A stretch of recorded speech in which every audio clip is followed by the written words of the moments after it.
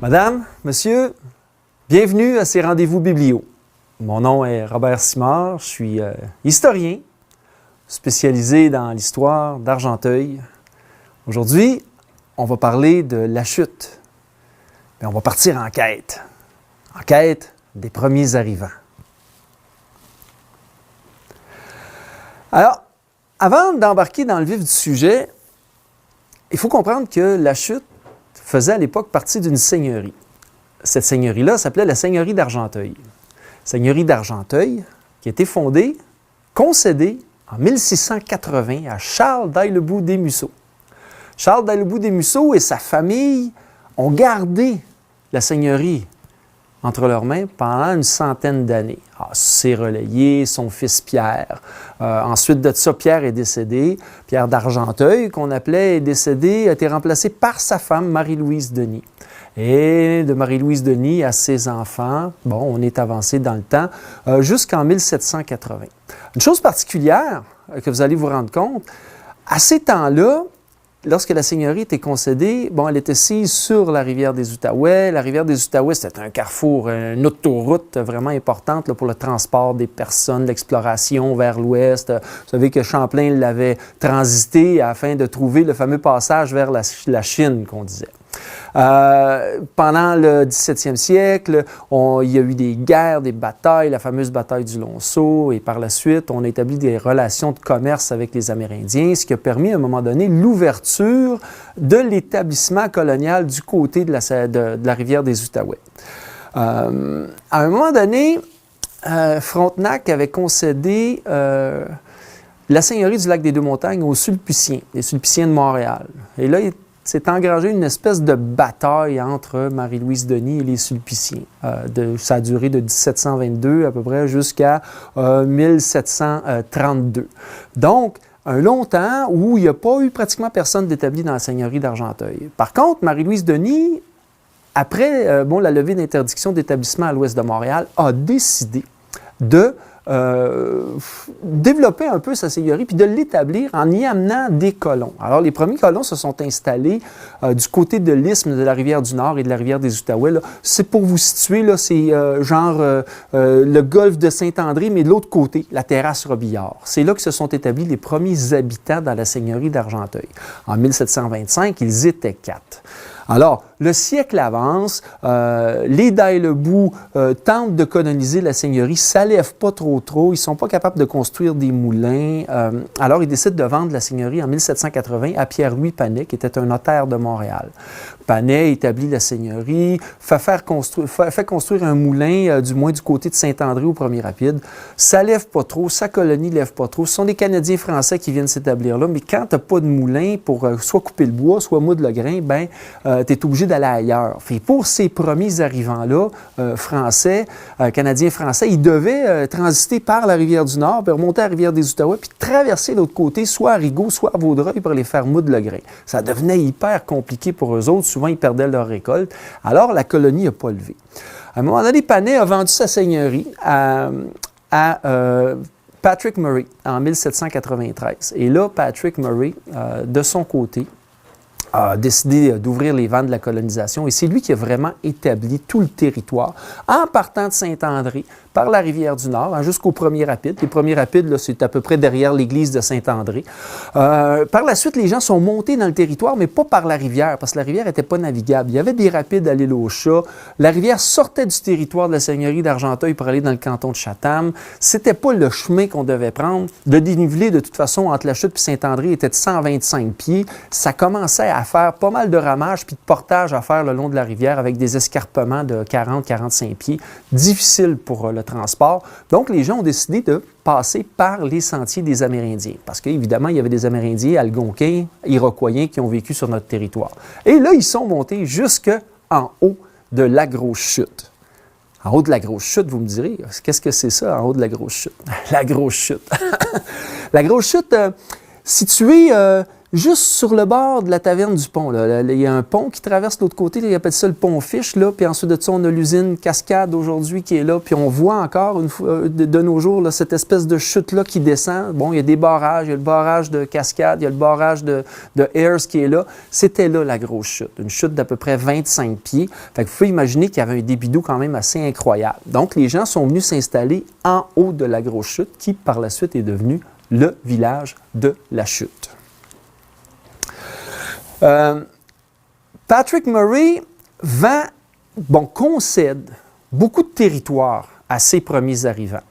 Mais à un moment donné, il y a un problème de liquidité, il perd la seigneurie, il la vend à son fils la perd, et c'est finalement le seigneur Sir John Johnson qui a acheté la seigneurie en 1808. Alors Johnson, lui, poursuit la colonisation, poursuit le développement. Il y avait déjà un moulin à papier d'établi à Saint-André, on avait des moulins à farine et des moulins à scie ici en haut à la Grosse Chute, du côté de Saint-André, du côté de la Petite Rivière-Rouge. Alors Johnson, lui, stabilise là, vraiment là, l'établissement, puis on est évidemment dans une seigneurie, donc on parle ici d'un système qui est régi par la tenure seigneuriale. Ça veut dire que les gens qui reçoivent une terre ne sont pas propriétaires de la terre. C'est aussi simple que ça. Ils sont des locataires. En n'étant pas propriétaire, bon, tu dois payer des censes, des rentes au seigneur. Ensuite de ça, quand tu concèdes ta part de la terre à quelqu'un d'autre, ben là, tu as des lots et des ventes que tu dois remettre au seigneur. C'est comme une espèce de taxe de bienvenue puis taxe de vente de l'époque. Hein? Tout était à l'avantage du seigneur. Alors, Johnson, lui, stabilise cette force seigneuriale-là ici dans Argenteuil et contribue énormément au développement de tout le secteur en haut de la Grosse Chute. Évidemment, quand on regarde la seigneurie en 1824, on voit un peu le parcellaire. Vous allez remarquer là, sur la carte que je présente à l'écran que le parcellaire est établi toujours en fonction des rivières ou des points d'eau navigables. Dans ce cas-ci, on se rend compte que quand on part de l'île de Carillon puis qu'on s'en va vers l'intérieur des terres jusqu'au premier rapide, on voit les rangs bien étalés. Dans la seigneurie, un rang a normalement 30 arpents de profond et les lots font à peu près 90 arpents là, de superficie, ce qui veut dire 3 arpents de front sur la rivière, 30 arpents de profond. Donc, c'est des terres qui sont quand même assez grandes. Mettons, un concessionnaire pourrait se retrouver des fois avec 2 lots. Hein? Donc, ça lui donne un 6 arpents par 30. C'est quand même 180 arpents de terre à exploiter. Ça te fait un beau grand terrain. Alors, les gens s'établissent du côté de l'est de la rivière du Nord à Saint-André. Ensuite de ça, à partir du pied du Lonceau, donc de Carillon vers la baie de Carillon, monte vers la chute. Et là, on voit tranquillement le parcellaire s'effriter et devenir des immenses morceaux de territoire. Il y a une raison pour ça. Cette raison-là, c'est pas juste parce que la rivière n'était pas navigable. Au contraire. Cette colonisation-là, on y reviendra à ça tantôt. La colonisation du territoire, elle s'effectue en 4 vagues. 4 vagues qui sont pratiquement successives. Bon, évidemment, on a la première qui est canadienne-française. Principalement des gens qui nous viennent, je dirais, des seigneuries avoisinantes, là, des vieilles seigneuries. On parle du côté de Vaudreuil, on parle du côté de Terrebonne, on parle de Laval, même un petit peu de la Rive-Sud. Ils s'en viennent ici tranquillement pour établir ces terres-là, qui étaient vraiment le monde sauvage à l'époque. Là. Ils arrivent ici, là, puis c'est des arbres vraiment extraordinairement gros. Du pin, du bois franc. Vous savez qu'à ce moment-là, le bois franc appartenait au roi, donc tu n'avais pas le droit de t'en servir pour construire ta maison. Le pain servait à construire les maisons. Fait que c'était la vie sauvage qui était ici. En plus de ça, on avait des animaux sauvages sur le territoire. Là. Il y avait des prédateurs, des grands prédateurs. Là. On parle des ours, évidemment, on parle des loups et on parle aussi du lynx. Hein. Le lynx dans Argenteuil était très présent. Il faut savoir aussi que nos rivières regorgeaient de poissons. Et là, je vais vous en poser une bonne. Dans les poissons qu'on retrouvait ici dans la rivière du Nord, il y avait du saumon. Eh oui, les premiers arrivants pêchaient le saumon dans la rivière du Nord et le saumon se pêchait jusqu'en bas de la Grosse Chute, ici à la chute. C'est assez incroyable quand on y pense.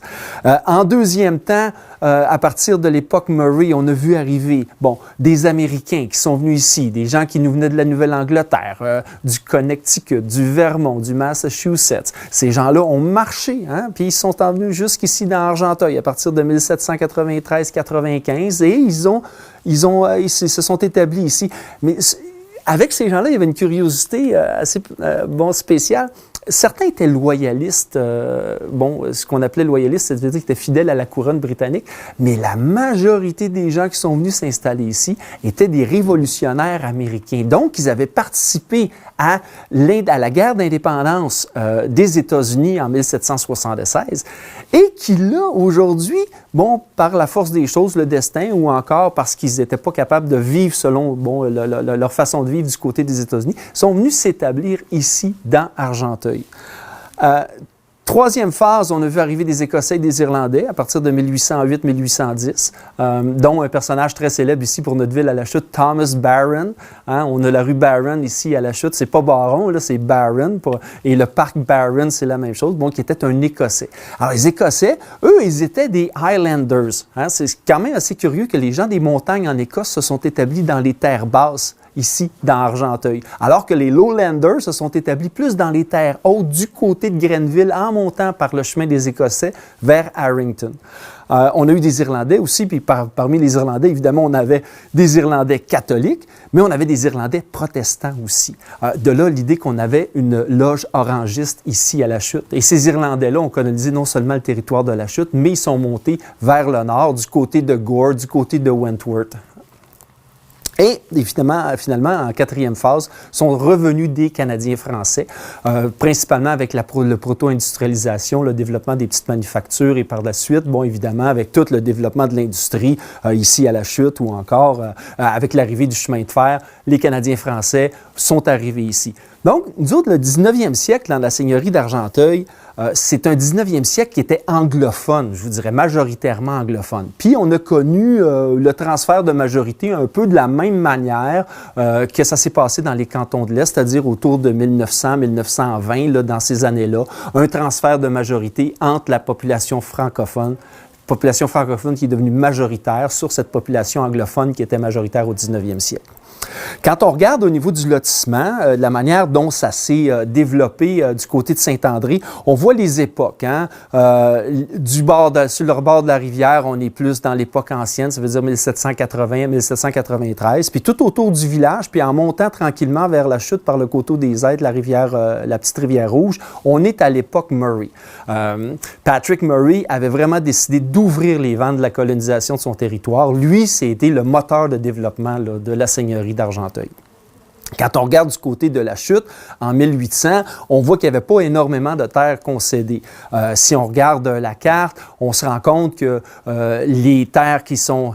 Je vous dirais, là, la seigneurie d'Argenteuil termine avec la rue Amford. Ceux qui vivent à la Chute vont reconnaître la manière dont la rue Amford traverse la rue principale. C'était l'angle de la seigneurie. De l'autre côté, du côté est, la frontière est, c'était le camp Bourbonnière. Quand on arrivait le côté nord, la frontière nord, on parle du lac Sir John. Okay? Donc ça, c'est à peu près le territoire. Donc c'est un territoire qui s'en va en angle, qui poursuit. Alors les premières terres sont concédées sur le bord de la rivière Ouest, le bord de la rivière Nord, la rivière du Nord, là, au confluent de ces deux rivières-là. Pourquoi qu'on a concédé ces terres-là en premier? Bon, évidemment, parce qu'il y avait la possibilité de construire des moulins et les gens qui ont reçu ces terres-là étaient des constructeurs de moulins. Et ensuite de ça, les gens se sont établis pas sur le côté sud de la rivière, donc pas du côté où on se retrouve dans la bibliothèque présentement, mais de l'autre côté, donc juste au pied du massif montagneux là, qu'on appelle le bouclier laurentien. C'est quand même assez curieux que les gens ont établi. On pense des fois qu'on aurait plus l'impression que les gens se sont établis au sud de la rue principale, mais ça n'a pas été le cas. Les gens se sont établis vraiment au nord de la rivière du Nord, donc protégés par le massif montagneux, parce que le massif montagneux faisait office là, de créer une espèce de microclimat pour les cultures. Et évidemment, en ayant un soleil qui transite de l'est par le sud en terminant vers l'ouest, ben, ce que ça fait, c'est que ça fait un maximum d'ensoleillement sur les terres. Ces terres-là sont protégées du vent. Ils ont une humidité qui remonte de la rivière, protégées des vents du nord. Ça fait un espace de culture qui était vraiment plus propice à l'établissement colonial. C'est aussi simple que ça. Et quand on regarde aujourd'hui le développement de la chute, on le sait que tout se passe au sud de la rivière et non au nord de la rivière. Mais à l'époque, ces Américains-là avaient choisi de s'établir au nord. Quand on pense à la concession des terres, on se rend compte, là, en faisant des études, écoutez, moi j'ai épluché là, les greffes de notaires de cette période-là, le 1781 à 1810, et Patrick Murray a été vraiment celui qui a ouvert les voies de la colonisation là, dans Argenteuil. Évidemment en développant le village de St. Andrews, qui est Saint-André d'Argenteuil aujourd'hui, mais surtout en poussant cette colonisation-là vers le nord, c'est-à-dire en passant par le coteau des Êtres, les deux coteaux, le petit coteau, le grand coteau, et ensuite de ça, la rue Béthanie, l'avenue Béthanie qu'on connaît aujourd'hui, jusqu'au pied du bouclier laurentien, donc dans le secteur en haut de la Grosse Chute. Et Patrick Murray a concédé pratiquement 60% là, des terres à ce moment-là. Quand on regarde la population, c'est la même chose. On voit un accroissement de population quand même assez considérable là, pour les chiffres. 18e siècle, personne. Au 19e siècle, on finit le 19e siècle avec 200 habitants. Et là, quand on arrive au 19e siècle, au début du 19e siècle, on atteint les 2000 et ensuite de ça, ça double par 1851. Alors, c'est à ce moment-là que le secteur de la chute s'est vraiment développé. C'est-à-dire qu'on a permis la colonisation, on a permis l'établissement des terres, on a permis la construction des moulins. Le seigneur faisait office comme générateur économique de cette petite communauté-là. Mais cette petite communauté-là avait quelque chose de vraiment particulier. Non seulement c'était particulier de par sa provenance, c'est-à-dire d'où il venait, mais c'était particulier aussi de par la manière dont ils se sont installés sur ce territoire-là. Qu'est-ce qui sous-tendait tout ça? C'est un acte de vente. Un des premiers actes de vente que le seigneur Patrick Murray a fait à ce moment-là, en 1796. En partant en quête de ces premiers arrivants, on se rend compte d'une chose. Tout ce qui sous-tend l'établissement des colons ici à la Chute est régi par un acte de vente. Un acte de vente qui est assez particulier. Pour la première fois, dans le secteur des seigneuries du côté des Basses-Laurentides, on a un seigneur anglophone, Patrick Murray, qui achète la seigneurie en 1793. Lui décide de s'associer avec une espèce de promoteur immobilier, si on pourrait l'appeler comme ça, un grand concessionnaire, fils de propriétaire terrien, qui vient de la même place que lui. Hein? Ils se sont rencontrés au Vermont, dans le comté de Chittenden, au Vermont, à Jericho. Et là, il l'a comme convaincu d'amener une gang de chums s'établir sur ses terres dans sa seigneurie. Puis pour ce faire, il y a eu un argument assez convaincant, c'est-à-dire qu'il a joué avec les règles du régime seigneurial en concédant un immense lot à Jedediah Lane Jr., qui lui venait de Jericho au Vermont. Jedediah était fils d'un grand propriétaire terrien du Vermont. Ces gens-là, ils avaient de l'argent. Patrick Murray, afin de convaincre Lane de venir s'installer dans la seigneurie d'Argenteuil, a décidé de trafiquer les règles du régime seigneurial en enlevant certains des devoirs puis certaines conditions que les censitaires, parce que le censitaire, c'était celui qui était locateur de la terre, avaient à rendre aux seigneurs. Il n'y avait plus de cens à payer, plus de rente à payer, plus de lot et de vente. Ça veut dire que la taxe de bienvenue puis la taxe de vente, il n'y avait pas à les payer. En concédant une immense partie de territoire, là, on parle de 6000 acres superficiels, 6000 acres carrés de superficiel. Ça veut dire, là, c'est tout le territoire qui commence de l'autoroute 50 jusqu'au lac Sir John dans le nord, OK? Qui commence à l'est, à l'ouest par la rue Hamford, jusque l'autre côté du camp Bourbonnière à Mirabel. C'est tout cet immense territoire-là qui est vendu à Jedediah Lane Jr. pour 1500 piastres espagnols. 1500 pièces espagnols à ce moment-là, ça vaudrait à peu près aujourd'hui, je vous dirais, 15 000 $. C'est pas beaucoup d'argent pour un si grand lot. Alors, Lane connaissait du monde de chez eux, au Vermont, des gens qui étaient un peu insatisfaits de la manière dont ça se passait depuis l'indépendance américaine. Des gens qui voulaient pratiquer leur culte religieux parce qu'ils étaient quasiment tous des méthodistes. Hein? Ils pratiquaient le culte de la manière wesleyan, ça veut dire que le culte, la manière dont tu parlais au Seigneur, c'était quelque chose de personnel. Tu n'étais pas encadré dans dans la formule église, prêtre. Le prêtre est c'est le prédicateur. Non, tout le monde pouvait être prédicateur dans la religion méthodiste avec la pratique wesleyenne.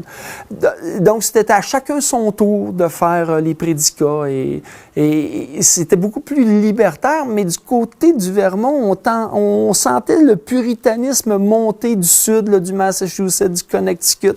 Ça étouffait un peu cette communauté-là. Eux s'étaient battus pour l'indépendance du Vermont en 1794. Ils avaient perdu. Alors, ça leur donnait l'occasion de recommencer à quelque part et de vivre leur vie comme ça. La plupart s'étaient battus aussi pour l'indépendance américaine. Donc, c'était des anciens soldats. Ils l'avaient eu dur. Ça leur faisait pas peur de monter dans les terres du Nord pour aller défricher puis s'établir. Et c'est comme ça qu'à partir de ce moment-là, 1796, les gens sont venus s'établir ici à La Chute. Un peu avant, le seigneur Patrick Murray a rencontré un constructeur de moulins. C'était un évaluateur du potentiel hydraulique des rivières, un gars qui était habitué de construire des moulins du côté des États-Unis, de la Nouvelle-Angleterre, qui s'appelait Durand Roberts. Et à Durand Roberts, il avait concédé, avant même de vendre le lopin de terre à Jedediah Lane, un 200 acres superficiels sur le bord de la rivière du Nord, au nord de la rivière du Nord, juste à côté de la rivière Ouest, afin de construire des moulins. Alors, qui étaient-ils? Qui étaient ces gens qui sont venus? On les a ici dans le mille. Je vais vous nommer des noms. Durand Roberts, Jedediah Lane Jr., Hezekiah Clark, John Sullivan Hutchins, Dudley Stone, Benjamin Cutter, Orlando Powers, Phineas et Joshua Hutchins, deux frères, Isaac Thompson, Amos Mayhew Parker, puis James Bouldray. Tous ces gens-là arrivaient du Vermont. Ils se sont tous venus s'établir ici à La Chute, en haut de la Grosse Chute, entre les années 1796 et 1800. De ce terrain qui était vierge, sauvage, est devenu l'ancêtre de notre petite communauté. Si j'ai à vous parler de Durand Roberts, originaire de Virginia, au Vermont, fait son expertise en construisant des moulins. Spécialiste à évaluer la force hydraulique. Et ça, c'est bien important à comprendre.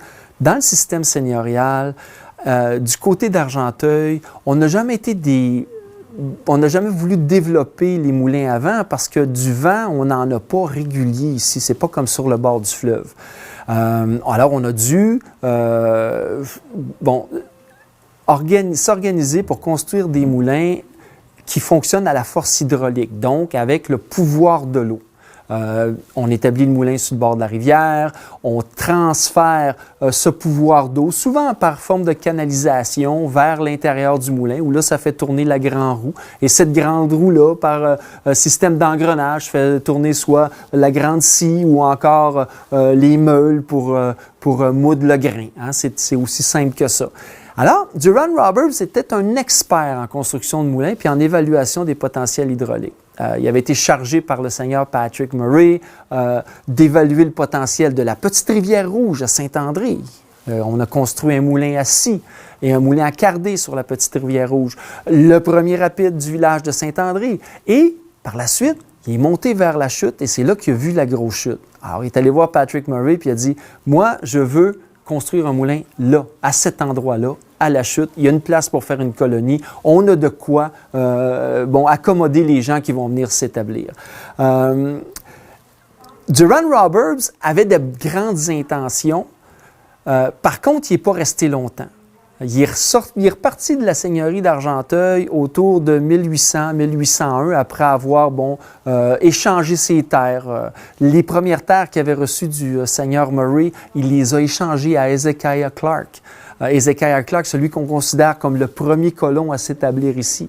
Quand il est arrivé ici, Hezekiah, il a trouvé la petite cambuse que Duran Roberts avait construit sur sa terre. Et c'est dans cette petite cambuse-là qu'il s'est installé avant de construire sa grande maison.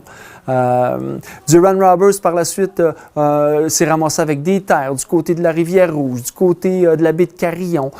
Puis par la suite, il a décidé de tout redonner ça à son gendre, le capitaine Elon Lee, qui est devenu un personnage célèbre dans l'histoire de St. Andrews parce qu'il y avait un hôtel. Il appelait ça le Lee Hostelry, juste sur le bord du pont. Là. Aujourd'hui, là, on se dirait là, à peu près à l'endroit où l'Église unie est construite, donc sur le côté ouest de la route du Lonceau qui s'en va vers Carillon. Et par la suite, Duran Roberts est reparti de son côté, puis il est allé finir ses jours du côté du Vermont. Ça m'amène à vous parler d'Hezekiah Clark, celui qu'on considère comme le fondateur de la ville de la Chute, du moins le premier arrivant à venir ici. Hezekiah Clark, toute une histoire derrière lui. Il est né en 1852. Il a été engagé dans l'armée américaine à l'âge de 22 ans. Il s'est battu pendant la guerre d'indépendance. Certains ont même dit que Hezekiah Clark faisait partie d'un détachement de George Washington à l'époque des grandes batailles de Boston puis de Brooklyn. Il aurait même fait partie d'un corps expéditionnaire, donc des gens qui étaient en première ligne dans ces batailles-là. Donc lui, il avait une vie militaire de construite. Il s'est marié à la fin de la guerre d'indépendance. Il a rencontré sa femme. Ils se sont mariés au Vermont, justement, à Jericho, Vermont. Et c'est là probablement qu'il a établi des contacts avec Jedediah Lane, avec Duran Roberts, et ensuite de ça, avec John Sullivan Hutchins et Peter McCarthy. Tous des noms de gens qui ont participé à la colonisation ici du territoire. Ils avaient probablement 2 ou 3 enfants quand ils sont partis de Jericho. Et là, je vous raconte un peu la manière dont ça se passait, le voyage. Ça pouvait durer variable entre 1 mois et 2 mois, tout dépendant à quel temps de l'année vous voyagiez. Souvent, ce qu'ils faisaient les colons, ils partaient en hiver parce qu'on pouvait transporter avec nous tous nos meubles. On partait pas avec un baluchon, là, on partait avec les meubles au complet, puis en marchant sur la neige, souvent on tirait grâce aux chevaux avec une sleigh, on embarquait les meubles dessus, puis on voyageait. Puis quand on regarde d'où ils partaient, eux, ils vivaient en bas, sur le bord du lac Champlain, donc au sud de la frontière Canada-États-Unis, dans le Vermont, et ils ont marché. Ils ont marché jusqu'à Montréal. Et ensuite de ça, de Montréal, ils ont probablement pris le bateau. Et en embarquant sur le bateau à Montréal, ils ont traversé les rapides de la Chine. Ensuite de ça, Sainte-Anne-de-Bellevue, navigué sur le lac des Deux-Montagnes. Et on disait qu'on naviguait à cette époque-là sur les bateaux du Ram. On n'était plus à l'époque des canaux, là. C'était des bateaux avec un tonnage d'à peu près de 2 à 4 tonnes, des bateaux à fond plat.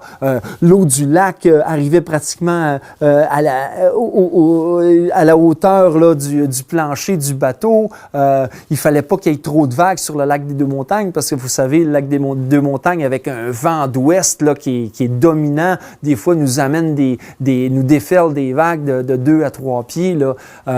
Et là, on naviguait à travers le lac des Deux-Montagnes jusque sur la rivière des Outaouais et on arrivait à un moment donné à la rivière du Nord, on rentrait à l'intérieur des terres. Au moment où Clark est arrivé, il a probablement débarqué, lui, du côté de Carillon, puis il a monté la montagne de Carillon jusqu'en haut, puis il s'est ramassé dans la petite maison de Peter McArthur, où là, ils ont pris un repos, puis ils se sont équipés pour monter vers le nord. Et en montant vers le nord, ils ont pris le sentier amérindien, traversé la rivière du nord du côté de St. Andrews, et ensuite de ça, monté par le sentier amérindien, puis ils sont arrivés jusqu'en haut de la Grosse Chute.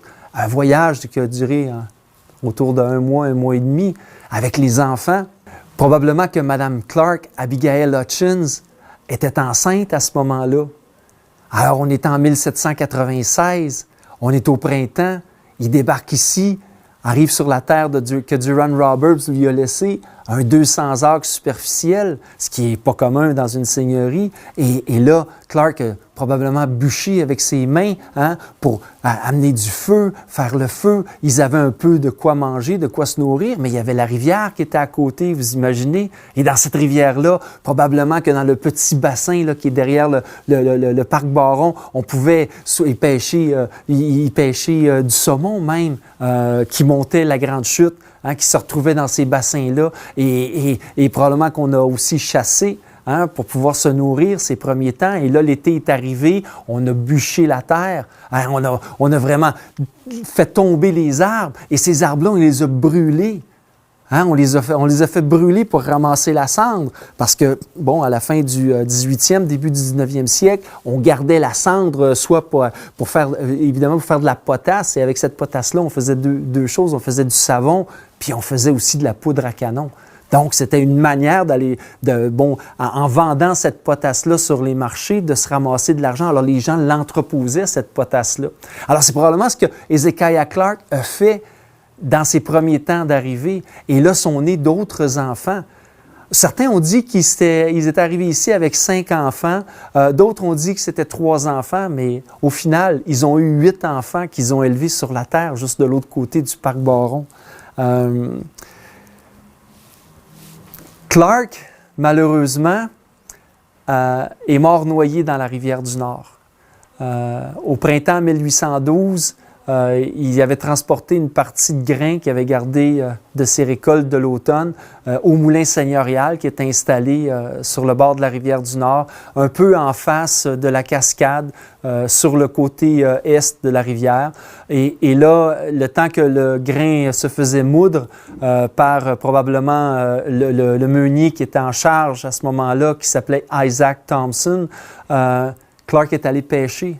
Il est allé titiller le poisson, comme on disait dans la rivière, puis en voulant pêcher le saumon, qui sait, peut-être qu'il a perdu pied, et il est tombé dans la grosse chute. Et Hezekiah Clark, notre premier arrivant, est probablement mort noyé à ce moment-là. On n'a pu retrouver trace de lui. C'est comme ça que ça s'est terminé, sa grande aventure. Pour Abigail Hutchins, elle, c'était pas fini. Elle s'est remariée. Bon, évidemment, elle avait la terre ici. Elle a rencontré Abiathar Waldron. Ils se sont mariés, ont eu une terre du côté des êtres et elle a vécu longtemps ici à la chute. Ses enfants ont grandi ici. La plupart sont partis. Un des fils, le premier fils de Hezekiah Clark, Orange Clark, qui s'appelait, est allé s'établir du côté du Haut-Canada parce que c'était quelque chose de commun chez ces premiers arrivants-là de continuer à bouger. Souvent, ce qui arrivait avec les premiers arrivants, et c'est ce qui s'est peut-être passé avec Durand Roberts, après avoir bûché la terre, après avoir coupé ces arbres-là, les avoir transformés en potasse, et de changer de terre comme ça, il a probablement essayé de tenter sa chance dans d'autres contrées, puis continuer à faire cette entreprise-là de couper des arbres et faire de la potasse. C'est peut-être ce qui est arrivé à Durand Roberts. Qui sait, nos livres ne racontent pas toujours cette histoire-là. Un autre personnage célèbre qu'on a qui s'est établi ici en 1798, John Sullivan Hutchins, lui aussi originaire du Vermont, le frère de la femme de Hezekiah Clark. Lui est arrivé ici et on suivit pratiquement tout de suite après lui ses 2 frères, Joshua et Phineas Hutchins. Ils se sont installés juste dans la terre à l'est de Hezekiah Clark. Alors, tout le côté de la montagne McGibbon, là, puis jusqu'au chemin qui monte vers Dunani, étaient les terres de John Sullivan Hutchins et de ses frères. Alors, eux aussi ont cultivé la terre. John Sullivan est resté longtemps. Arrivé en 1798, on prend une partie de la terre de Clark et avec sa femme, ils avaient 1 ou 2 enfants quand ils sont arrivés ici, mais sa femme est décédée rapidement. Elle est probablement la première personne décédée ici sur le territoire de la chute. Elizabeth Baker, qu'elle s'appelait. Hutchins s'est remarié avec la sœur d'un de ses grands amis, la sœur de Benjamin Cutter, Catherine Cutter. Et là, ils ont eu 10 enfants, eux, ensemble.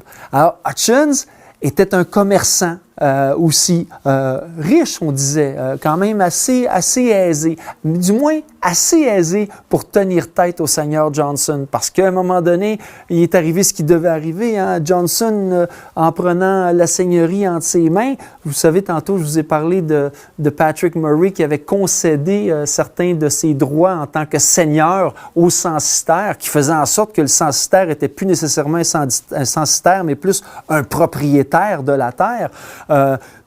Johnson, lui, acceptait pas ça. Il était un seigneur plus traditionnaliste. Il disait, ça se passera pas comme ça chez nous. Comment ça se fait que des gens, dans le secteur de St. Andrews, du côté du coteau des êtres, eux payent leur sens, eux payent leur vente, eux payent leur lot et vente, là, les espèces de taxes de vente, taxes de bienvenue. Pourquoi eux autres paieraient, puis le monde de la chute, les Américains ne paieraient pas? Fait que là, il a décidé de les poursuivre en cours, jusqu'en cour de justice, bien évidemment à la cour du banc du roi, qui était à Montréal à ce moment-là. Puis il est allé jusque devant le roi lui-même en personne. La bataille juridique de Sir John Johnson contre John Sullivan Hutchins a duré de 1812 à 1821. 8 ans et demi à passer en cours, à tenir tête au Seigneur Johnson. Puis le Seigneur Johnson, c'était un gars qui avait de l'argent, là. Il était en moyen. Quand il a acheté la seigneurie, de toute façon, c'était lui qui était le bailleur de fonds de Patrick Murray. C'est lui qui passait du cash par en arrière. Fait que quand il a repris la seigneurie, il en a mis de l'argent ici. Puis il avait les moyens de ses ambitions. Mais John Sullivan Hutchins, lui, on peut dire qu'il avait une tête de cochon pour tenir tête comme ça au Seigneur Johnson. Puis, au bout du compte, après multiples rebondissements, parce que du côté de la cour, des fois, il prenait pour le Seigneur. Mais finalement, ça s'est retrouvé que c'est John Sullivan Hutchins qui a gagné. Quand la Cour a décidé à un moment donné que les censitaires devaient payer les rétroactifs de tous ces taxes-là qui n'avaient pas été payées, ça montait à des montants là, faramineux. Hutchins a dit non, on va se battre jusqu'au bout. Puis en allant devant le roi d'Angleterre, devant la couronne britannique, il a réussi à gagner son point et à faire dire à Johnson que c'est l'acte de vente de Jedediah Lane qui a force de loi ici sur le territoire de la chute. Et à partir de ce moment-là, il n'y a plus personne qui pouvait mettre ça en cause. Toutes les terres de la chute étaient plus souscrites au régime seigneurial. Hey, c'est quelque chose pareil, ça. Parce que là, tu es dans une seigneurie et le seigneur n'a plus le droit de regard sur ta terre. Il n'est plus le propriétaire du fond de la terre. C'est toi qui deviens propriétaire. Un peu comme ça se passait dans le canton de Chatham, juste à côté. Donc, c'est un peu le début, on peut dire, du déclin de l'Empire seigneurial ici au Québec. Puis évidemment, en 1854, on l'a aboli, ce système-là. Dudley Stone. Dudley Stone était un constructeur de moulins. C'est lui qui a construit le premier moulin à l'endroit où il y avait le moulin McGibbon. Certains d'entre vous vont se rappeler de ça. Le petit pont McGibbon. On a le pont Baron ici à la chute. On pousse un petit peu vers l'ouest, on a le pont McGibbon. Juste à côté là, du Maxi, là, dans ces environs-là. Alors, c'était les terres de Dudley Stone. Dudley Stone est arrivé ici à la chute autour de 1796-98, a construit son moulin 1799. Et en 1800, il a décidé de vendre ses parts à John Chesser, qui était un autre meunier. De Chesser, ça s'est ramassé entre les mains d'Isaac Thompson. Et c'est drôle parce que Dudley Stone est probablement la deuxième personne qui est enterrée dans le cimetière protestant de la chute. Il est décédé en 1805. Alors, d'où venait-il? On voit sur la carte un peu comment ce que c'est. Hein? On voit le grand lac Champlain qui descend sur le côté et on voit tout ce comté-là de Chittenden. Alors, ces Américains-là, hein, ils nous venaient du Vermont. Certains arrivaient du Connecticut, d'autres du Massachusetts. Hein, ils sont montés comme ça vers le nord. Et comme je vous disais tantôt, ils étaient méthodistes de confession. Alors, ça voulait dire que le culte se pratiquait de façon différente ici. Ça arrivait souvent que les gens, les premiers arrivants, débarquaient chez John Sullivan Hutchins, dans sa cuisine. Et là, on faisait la petite messe, là, qui était les prédications d'usage et tout ça. Puis on échangeait. Puis chacun pratiquait son culte de cette façon-là. Puis, mettons que ces rassemblements-là pouvaient se passer 1 ou 2 fois par mois. Des fois, c'était aux 2 mois, tout dépendant de la température, tout dépendant du vent, tout dépendant qui était disponible. C'était une manière, autre pour prier le Seigneur là, qu'ils avaient. Ces gens-là du Vermont étaient plus libertins, je vous dirais, que les puritanistes ou que les anglicans ou encore que les catholiques, évidemment, parce que du côté de la religion catholique, on voulait garder un contrôle serré, un encadrement serré sur les censitaires. C'était une manière de les rendre obéissants, évidemment. Mais du côté des Américains, on avait une pratique du culte qui était beaucoup plus libre. Donc, pas d'église pour l'instant. On avait décidé d'un lieu pour enterrer les gens. Et celui-là était à l'endroit du vieux cimetière protestant de la Chute, là, en avant du chemin qui s'en va vers Dunaney. Où se sont-ils installés? Évidemment, on l'a vu, c'est le côté nord de la rivière du Nord pour commencer, et par la suite, tranquillement, on a établi le côté sud. Tous les terres du côté nord se sont colonisées en premier. Par la suite, on a poussé des rapides de la Grande Chute en allant jusqu'au camp Bourbonnière. Le chemin Argenteuil a été développé plus tard, autour de 1817.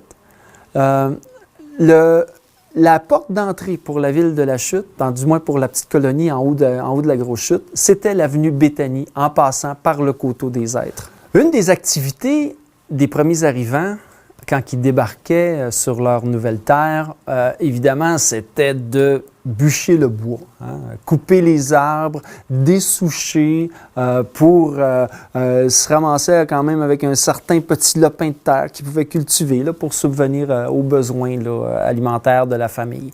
On était dans une économie très autarcique, on était responsable de notre survie, donc on s'occupait de se procurer les denrées et besoins de première nécessité. Ça faisait partie là, de notre engagement en tant que colon. Là. Et aussi, dans l'aspect de la règle seigneuriale, on demandait aux colons d'établir la terre, c'est-à-dire de cultiver la terre. Mais ce bois-là, à quantité qu'il y avait, souvent sur certaines terres, il fallait faire quelque chose avec. Puis c'était pas toujours du bois qu'on pouvait construire des bâtiments ou encore shipper du côté de l'Angleterre pour construire des bateaux. On parlait du bois dur. Alors, ce qu'on faisait, c'est qu'on brûlait le bois puis on brûlait les souches. Il restait une cendre. De cette cendre-là, on avait la possibilité de fabriquer de la potasse avec. Quand les premiers arrivants sont installés ici, entre 1796 et 1810, le cours de la potasse était à son maximum. C'est-à-dire que pour une tonne de potasse, on avait 300 piastres. 300 piastres, ça représentait énormément d'argent. Quand on dit là, que le fond de terre du côté de Chatham, 200 acres de terrain, te coûtait les frais d'arpentage, qui était le salaire de l'arpenteur pour rétablir la terre, 2 piastres. Hey, ça te faisait 300 piastres la tonne. Donc, c'était payant pour les nouveaux arrivants de fabriquer de la potasse. Pour y arriver, la potasse, ça nous prenait un immense baril, soit un gros chaudron là, à fond quand même assez épais. Hein? Puis là, on faisait cuire la cendre dans une mixture. Cette mixture-là, avec de l'eau mélangée, se transformait en pâte. Et cette pâte-là, à force d'un durcissement, c'est un peu comme le sirop d'érable. Là, tu prends l'eau d'érable, puis pour arriver à transformer ça en sirop d'érable, là, ça prend énormément d'ébullition, tout un procédé, tu fais un réduit et tout ça. Puis quand le sirop d'érable il sèche, bien, ça devient cristallin, ça peut se cristalliser, puis ça devient dur. Bien, la potasse, c'était la même chose. La cendre devenait super dure, puis au bout du compte, on cassait cette cendre-là, puis on mettait ça dans un baril, puis on chipait ça du côté de Montréal, puis on avait 300 piastres la tonne. C'est quand même beaucoup d'argent. Alors, on peut imaginer là, que dans les premiers temps d'établissement ici à la Chute, ça devait être un feu là, à grand ciel ouvert. Là. partout, là, sur toutes les terres, tout le monde brûlait des arbres. Tout le monde transformait ça en potasse. Puis là, il y en avait un qui partait de la chute, hein, soit avec, souvent à pied, en tirant la slée, parce qu'ils devaient transporter ça plus l'hiver que l'été, ou encore ceux qui avaient du bétail ou un cheval, hein, ils pouvaient transporter ça avec leur chariot jusque du côté de Saint-André. Puis là, on embarquait ça sur le bateau, puis du bateau, on s'en allait à Montréal, puis on vendait la potasse. Et cette potasse-là servait à deux choses principales. Une, à fabriquer du savon, et la deuxième, c'était ça aussi pour la poudre à canon. Parce qu'il faut se rappeler que dans cette période-là, on est en pleine guerre. En Europe, c'est la guerre. L'Angleterre est en guerre contre la France. Napoléon est en guerre contre tout le monde. Ensuite de ça, du côté des Amériques, l'Angleterre est en guerre contre les États-Unis. Puis il ne faut pas oublier qu'en 1812, il y a eu une tentative d'invasion des Américains du côté du Canada, puis qu'on a eu une guerre, nous autres, de 1812 à 1814, contre les États-Unis. Alors, on avait un besoin urgent de potasse. Alors, c'est ce que probablement faisaient les gens ici à la chute à ce moment-là.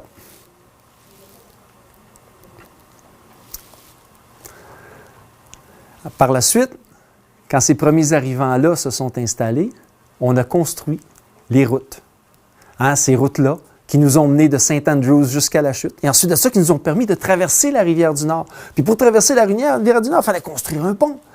Hein? Le premier pont, il a probablement été construit juste ici à côté. Hein? C'était peut-être un pont de bio, puis on cherchait à traverser la rivière, mais ce secteur-ci, il n'y avait pas de barrage à l'époque, là. Et aujourd'hui, c'est quand même assez stable, là. Entre le barrage de Cascade et puis le parc Baron, on a un petit courant qui descend, là, mais c'est quand même assez stable. À l'époque, il n'y avait pas de barrage, c'était la grosse chute, donc tout l'eau était traînée vers la grosse chute. Alors que d'installer un pont ici, du côté du parc Baron, c'était un pont qui devait être temporaire, qui, à chaque hiver et à chaque printemps et à chaque crue, devait partir avec le flot des eaux. L'endroit le plus calme qu'on avait, c'était du côté du pont du Nané. Alors là, on a fait une traverse là pour permettre aux gens qui s'établissaient du côté nord de la rivière du Nord de pouvoir traverser autrement que par barge. Parce qu'autrement, ça se faisait, par petite chaloupe ou par barge. La rue principale, c'est tranquillement développée à ces moments-là, mais on ne parle pas de la rue principale d'aujourd'hui. On avait un petit quartier du côté de la chute Mills, hein, la chute des Moulins, du côté de la grosse chute. Et ensuite de ça, on avait un petit quartier du côté de Lane's Corner. Lane's Corner qui est en plein en avant du chemin qui s'en va vers du Nané, là où on avait construit le premier pont, financé par John Sullivan Hutchins. Hein? Le gouvernement y avait remboursé les frais par la suite. Mais lui, il voulait absolument avoir accès à sa terre puis avoir accès à ce côté-ci de la rivière. Et on avait construit le petit cimetière. Puis la première église qui a été construite ici à la chute a été construite dans le cimetière. Hein? Cette église-là, l'église méthodiste, était construite dans le cimetière et là, on avait les pierres tombales qui étaient autour. Alors, dans ce côté-là, Lane's Corner qu'on appelait. Lane's Corner, c'était le petit village. Et là, à un moment donné, la chute Mills, Lane's Corner, on a tranquillement rempli les terres dans le milieu. Mais on n'avait pas un centre économique. Le centre économique s'est développé beaucoup plus tard dans le siècle. Ça a pris quelque chose de vraiment gros puis quelque chose de vraiment bruyant, hein, dans ce silence-là des premiers temps. Hein. L'arrivée du cheval de fer, le chemin de fer. Quand le train a débarqué à la chute en 1876, c'est là que la rue principale s'est développée.